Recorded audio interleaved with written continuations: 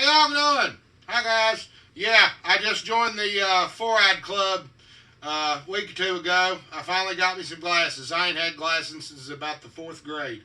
Alright, what I got for y'all is a real quick special treat, something I wrote up. In one of the Dragonlance modules, they mentioned something called Kender Pack. Okay? Now, for most of y'all that don't know, Kender Pack is a version of Limbus bread. Alright, as it'll explain here. This particular segment is for all of you DMs that absolutely hate and despise Kender. I'm going to show you 2 mechanics, basically, that I came up with. I wrote it out, that will help all of you guys who use, who like to use the Kender as antagonists in your game or as NPCs only. Okay, so for people like Legion of Myth or Bill, the Dungeon Delver, that hate Kender, this is for you all. Okay, now I love Kender, but like I said, you know, there's checks and balances to everything. Okay, so bear with me just a second.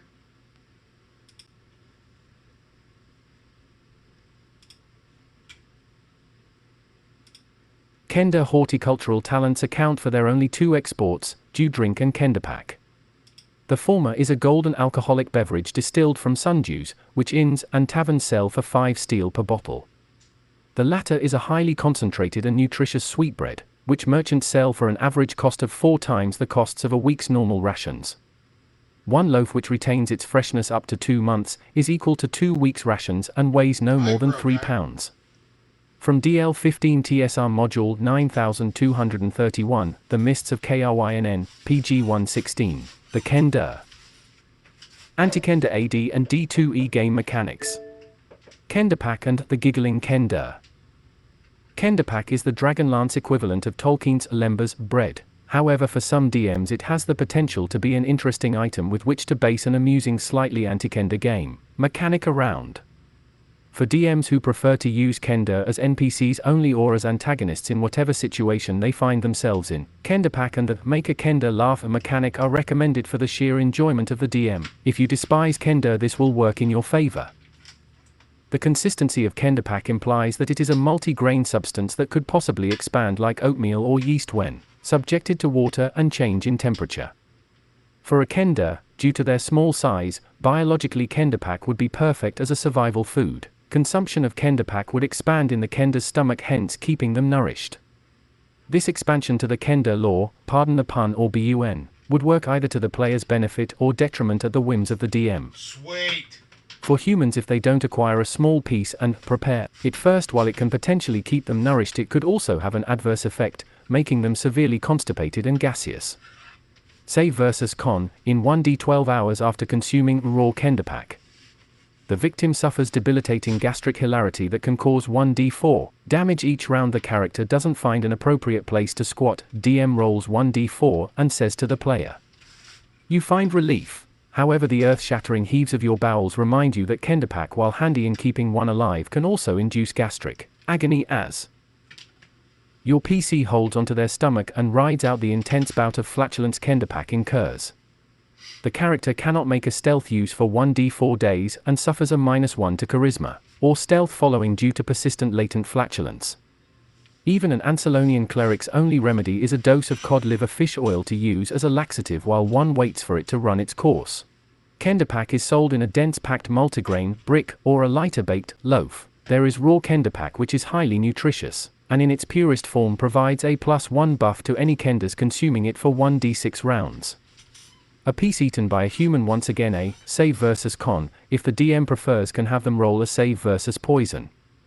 Kender Pack is one of the few substances even dwarfs have trouble digesting if not prepared and consumed properly. Kender Pack does not spoil even under the worst conditions. Despite being full of grain and yeast, it will hold its consistency until it's baked into a loaf. Naturally, any Kender in a dungeon would find this handy, except when unwary humans eat too much Kender Pack. It can indeed make them painfully constipated. The substance, when introduced to water, expands due to an active ingredient in the dough and grain. Unleavened Kender Pack is dense caked and very powdery. Once warm water is added to the substance and left to rise, it can be baked in an oven again for a more palatable human consumption. Kender Pack has enough active yeast within its consistency to even use as mash base for alcohol from the grains.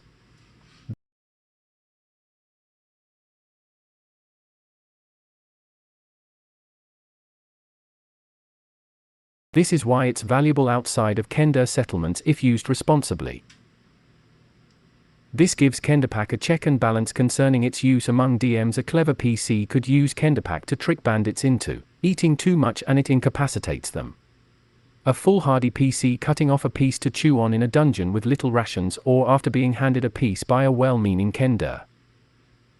Hey, look what I brought back from Northern Urgoth, guys. There's enough for everyone. The Kender broke off a piece of dense cinnamon-smelling grain and dough packed into a hard powdery cake. Tars bit off a small bit and chewed it emphatically. It tastes good just like this when I carry it around, but hey, did you know you can add water to it and it expands, and it also makes some of the best meatloaf. Yeah, be careful and don't eat too much if you're a human or a dwarf. Well, you can eat a little bit. To me, I think Kenderpack loses its consistency and taste and flavor when you turn it into whey bread, but it's really the only way humans can eat it. Karamorn Magir once made the mistake of eating a piece of Kenderpack raw and it smells so good I don't blame him, but boy did he regret eating too much. His butt sounded like 27 ducks while he waited for it to clear his innards. Raistlin and Tika both know you have to add water to it and then wait for it to rise in a pan and bake it before a human can eat it. It gives me the farts though. Giggle, it has lots of fiber. Making Kender laugh. Kender are well known for making other people laugh simply by being Kender. It's another thing entirely to make a Kender laugh and do it among other Kender to witness it. DM note, this is harder than it seems. Imagine being an unknown comic, unstage in front of a room of a list comics and being told to make them genuinely laugh with you, not at you. Kender find things amusing that a human would find wildly inappropriate, not necessarily to mock the person, but as such they may not understand why a human on fire screaming at the top of their lungs is screaming, instead of rolling on the ground like a smart person to put the fire out.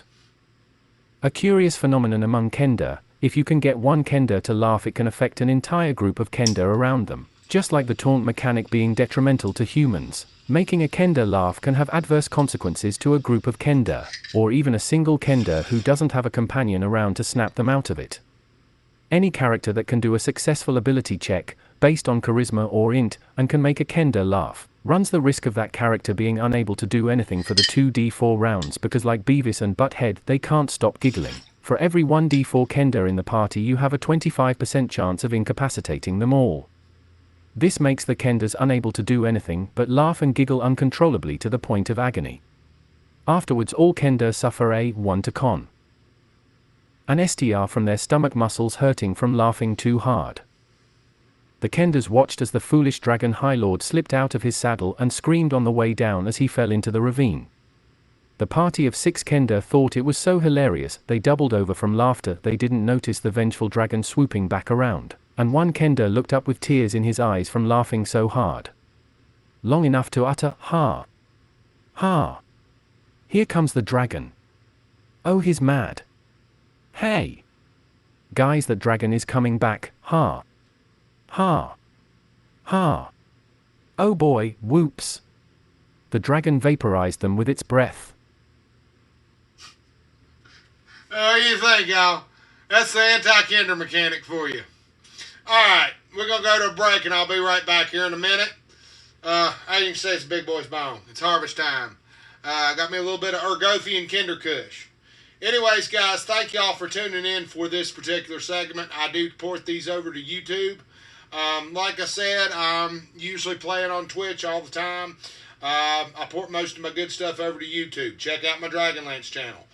You can look up Engine Joe. You can look up Fallout 4. I did a lot of Fallout 4 videos to begin with, but a lot of my Dragonlance content. Most of my Dragonlance content is PG-13, okay, other than the fact I'm smoking weed. But I try to at least keep it PG-13 otherwise. Alright, guys, we're going to go to a break real quick, and we'll be right back.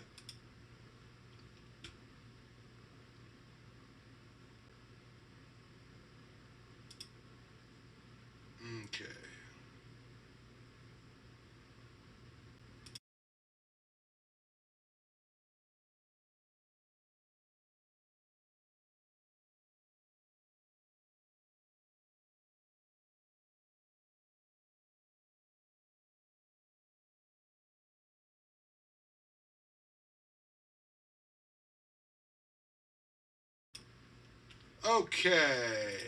And yeah, I got me a big boys bong now, big boys. But yeah, it's harvest time. And I just got me some, I grew me some Ergothian Kender Kush. Real nice. Now, I don't know how much of this I can show on, I don't know if I can even show this on YouTube. I'm not real sure I'm supposed to. I can smoke, but I don't know if I can show actual weed. Well, I'm not going to try it. Well, I'm not monetized, but I don't know. I'm not sure their policy on it because I know Instagram, they privatized all my shit when I tried to put it on there. So I don't know as to what limit, so I guess I won't. But anyway, guys, there you go for your anti-Kender mechanic. Yeah, I got me some Ergothian Kender Kush.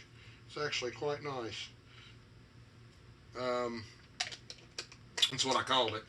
But looks very, very nice. But anyway, check out my Instagram. I've got pictures on there of it. We won't piss anybody off. I don't know. They're getting real tight asses here lately, so I'm not going to piss off the powers that be. But anyways, guys, that's just a small portion of the Dragonlance content I put out. I'm not monetized. I've recently got a hold of the new books, so I've read those. Let's see here. What else we got rolling here? I was going to pull up the Dragon magazine. I got to find it first. Hold on just a second here, guys. No, hold on just a second here, guys. Let me figure out what I got to do here. Do this. Documents. We'll go to Dragon magazine. Let's see if I can switch over to it. It might let me. Okay. Let's see what it does here. Okay. Switch over that. We'll close that out. We'll put this on. Just a second here, guys. Let's see if it'll transition here. There it is. Cool. Sweet. Just for Halloween, just in case I forget. This was issue number 150 of Dragon magazine. And as you can see, it was an Elmore cover. Yep. But see, it's an Elmore. But there's actually a hidden, there's supposed to be like a hidden number or something hidden in this picture here somewhere. But yeah, this was, what year did this come out? This come out, let's see here. I'd already run through this one time before, I think. But October 1989. 89, baby. Yeah. One of the letters says, "Dear Dragon, the AD&D 2nd edition game is a great system, but I was shocked when I recently purchased the Monstrous Compendium, Volume 1. In the 2-page entry for the vampire, the second page merely repeats the text of the first. The illustration is different, but rather than going into the habitat and ecology of the vampire, the information on page 1 is repeated word for word. Is this error unique to my copy, or is it common to all? If the latter, how does TSR Incorporated plan to rectify the situation? Perhaps a special insert in Dragon magazine is in order. From Paul Frazier, Windsor, Nova Scotia." So he probably talks like this. I can't tell you. "The error was common to all copies of the first run of that product, and we have the corrected test in this issue of the magazine, appropriately enough in time for Halloween." So, what? The vampire revamped, huh? Yeah, make sure the audio's on. I won't be talking to fucking... Yeah, my audio's on. It's still on. Okay, we're still here. We're good.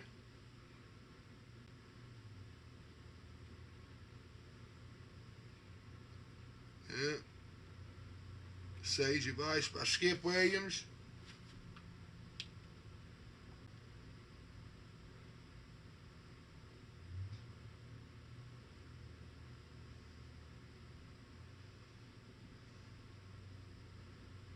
Why are you still running questions for the AD&D first edition game now that the AD&D second edition game is on the market?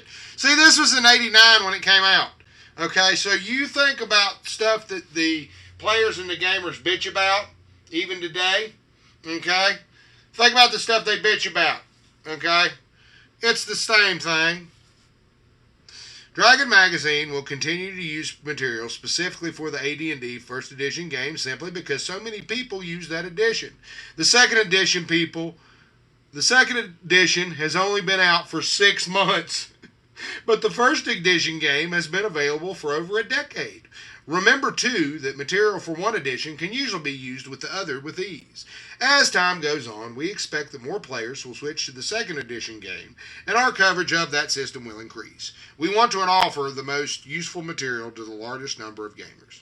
Sincerely, Roger E. Moore. Roger Moore, not James Bond. Yeah, I see it, and I thought, his name's Roger Moore? I wonder if he did work on the Top Secret for TSR. It was their spy game. One of them, I think.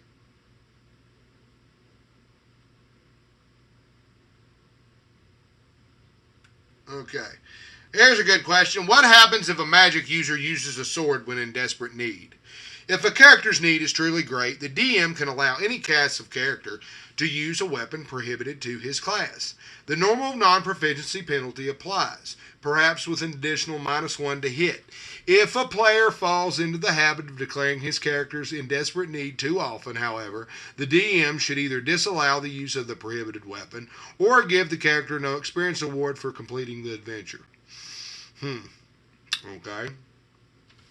In other words, you complete the adventure, you use a sword, you don't know how to use it, so you don't get any experience because you really didn't know how to use it. Okay. Is it possible this is second edition too, is it possible for a character to leave a melee without exposing his back? Because you remember you have the attack of opportunity in 3.5. Okay. For this, he said, the DM might allow a character to back out of a melee at half speed so that the opponent's free attack would be frontal. Some campaigns allow a friendly character to cover for a retreating character so that the extra attack is resolved normally against the character who is covering. Can fighters with multiple attacks attack more than one opponent per round? Yes, so can monsters and the members of other character classes that get multiple attacks. How long does paralyzation last? Is it permanent until cured? What cures paralyzation? What is paralyzation really? Okay, now we covered this, okay? The laughing mechanic would work like paralyzation pretty much, okay? Now, in medical terms, paralyzation is loss of sensation part of the body as the victim's brain, for one reason or another, no longer controls the body, then controls muscles relax, the victim goes limp, autonomic muscles such as the heart and lungs are unaffected, blah, blah, blah, blah, blah. You can be paralyzed, catatonic, froze, whatever. In this case, laughing so hard you can't. But paralysis caused by ghouls and gas, for example, causes the victim to become rigid and immobile. In either case, paralysis affects only the body, not the mind. The victim can also still think and use psionics or any form of movement that does not require muscular effort. For example, if a character becomes paralyzed while using a fly spell, he can still fly until the spell runs out. Okay? Paralyzation is not permanent. It can last for anywhere from several rounds or turns to as much as a day. It can be removed with a remove paralysis spell, cure disease, neutralize poison, or dispel magic spell. Paralysis caused by undead creatures is disease or fear-based. Paralysis caused by living creatures is poison-based. Paralysis caused by a glyph of warding or the illusion of spell paralyzation is magic-based. The AD&D 2nd Edition Monsters Compendium Volume 1 lists the duration for ghoul paralysis as 3 to 8 rounds, and ghast paralysis is 5 to 10. Paralysis caused by more powerful creatures lasts longer. Lich paralysis, for example, lasts until dispelled. Okay. A little shit like that. I figure for Halloween, we'd scroll a little bit through this just to see what we've got. A Cessarid. Cessarid's travel in packs. A Cessarid's body is canine with a large head, outsized eyes, and a rending beak in place of teeth. Oh, a beak, huh? Looks like a gargoyle. Skin is smooth, slimy, and pale gray in color. Space between the toes are webbed. Cessarids are shockingly powerful. Looks almost like the demon dog from Ghostbusters. Yeah. These look like damn demons of some sort. Fiends. Cessarid, Kigrid. Whatever the hell these things are. Monsters associated with illithids. Mind flayers. Nasty damn things. Hey, look at this. TMNT role-playing game. That's cool. That is cool. The Sunset World in the realm of the Mind Flayers. Wonder who did that. That's Janet. Janet Olizio. I'm sorry. Janet Olizio. One of the artists for TSR. That's your shout out. Whoever you may be.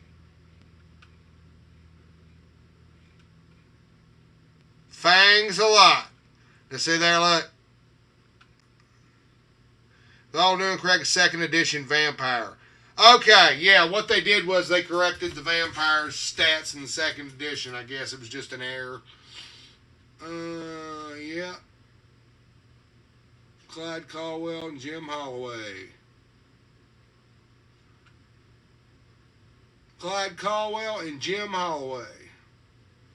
Eastern Vampires, yep.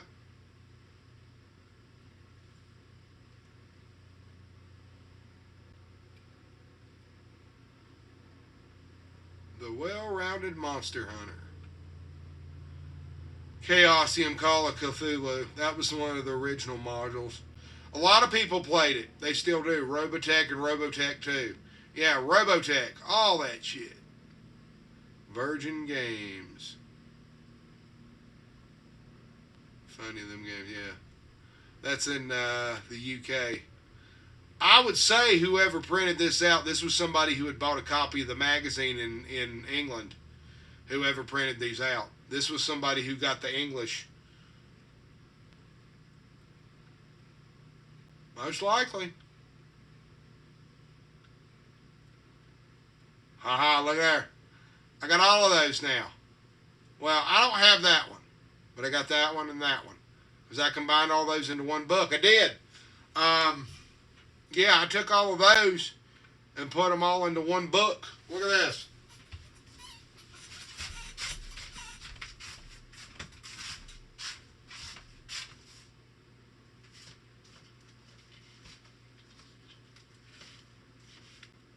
Oh, shit. What do I do with it?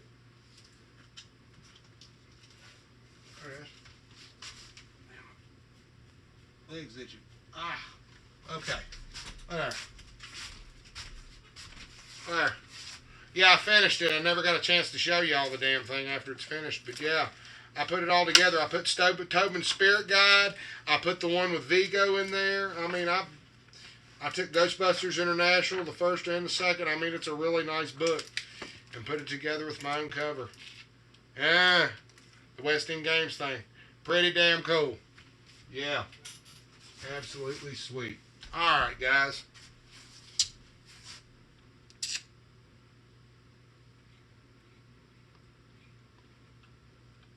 Nobody lasts forever. Marvel superheroes. See? They had death stuff. Look. And this was for superheroes. Okay? Death effects for superheroes. So yes, character death happens. See?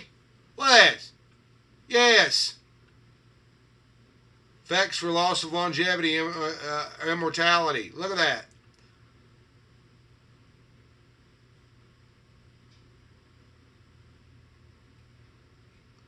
Pretty damn cool. Serpent. That's just fiction.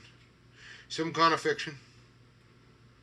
Yep, the trail maps from TSR. I've got the one for Kryn on here. Yep, I did. Yep, the trail maps. I've got the one that has Kryn on it. Yep, I could probably pull it up if I could find it. But my foot's itching, y'all. I don't know. So, ugh. Oh boy, hold on just a second. Let me look and see. Is it here? I don't think so. Damn it. Oh, darn it. Darn it, no, I don't have it on here. I'll have to pull it up again on another thing, I guess. I think I pulled it up last time. I'm not sure I did. I don't know. But anyway, it's not that big of a deal. But yeah, I've got one of those. I'll pull it up on next stream as soon as I can find it. I don't think I've got it on that file. I got to go digging for it. It might be on my other computer. I just never transferred it over. But I've got it.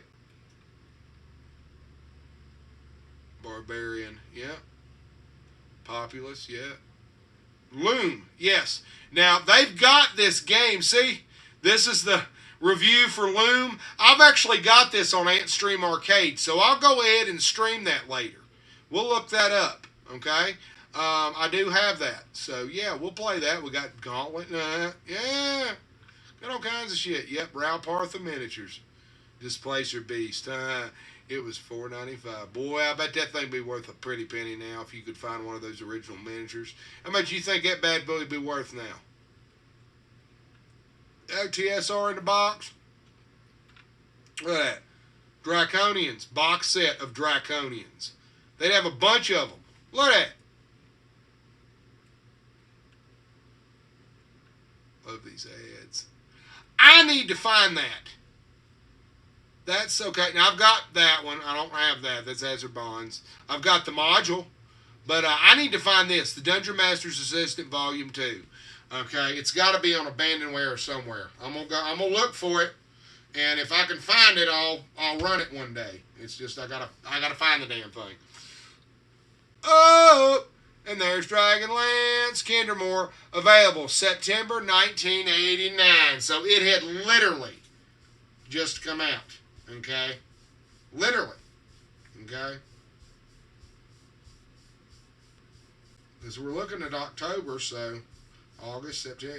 It come out the previous month. Yeah, I was looking for it. I can't pull up the damn. I don't know if they did a review on it because I tried. I looked for 147, and for some reason the rest of it is missing.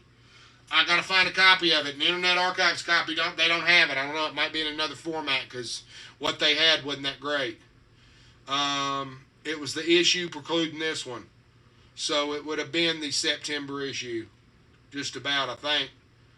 I thought it was 147. Issue number 147 was what it was. So, fastest Star Trek. Look at that. A John Terra, yeah. See, okay, think about John Terra. I think he did a lot of stuff for Star Trek, so that's why a lot of those illustrations, like that one of the Kender, it looks like it was made for Spock. That's why they all look like Vulcans, and somebody modified that damn thing to look like Kender.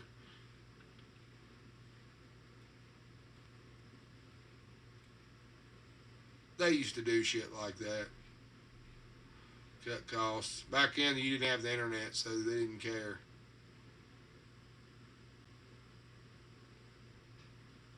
I love this one. Boom. Look at that shit. Yeah. I love this one. Certain Ivan the Awful. No, I'm sorry, lad. He's still got 23 hit points to go. Shit.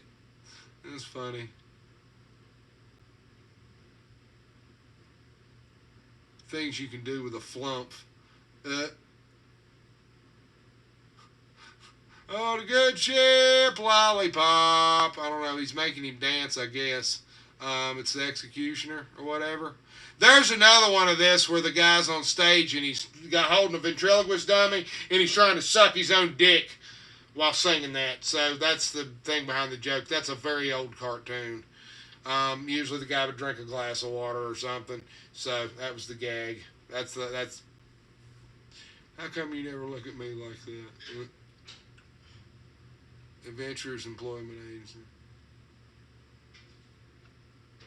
Oh, I love them illustrations. Yeah. Look at that. The 1990 Forgotten Realms calendar. Oh, she was so cool. Yeah, that was a really good illustration right there. I do have to admit, that is an excellent illustration. Even better. Now more Shadowrun. Yeah, baby. Spelljammer. Yeah. All right, guys. But thank you all for tuning in. And like I said, I port these over to YouTube. Check out my channel. You can also find me on here on Twitch. I get on, I play games, stuff like that. Most of my content is PG-13, but like I said, I do smoke pot. I'm a medical marijuana patient, and a good portion of my stuff is not for kids. Okay, my channel's not for kids. All right, simple as that. But my Dragonlance content is PG-13 for the most, to the good extent. Okay, I'm not monetized. Okay, I purely do this for the love of Dragonlance. All right, guys. This is Engine Joe. You be good, and all right, roll on.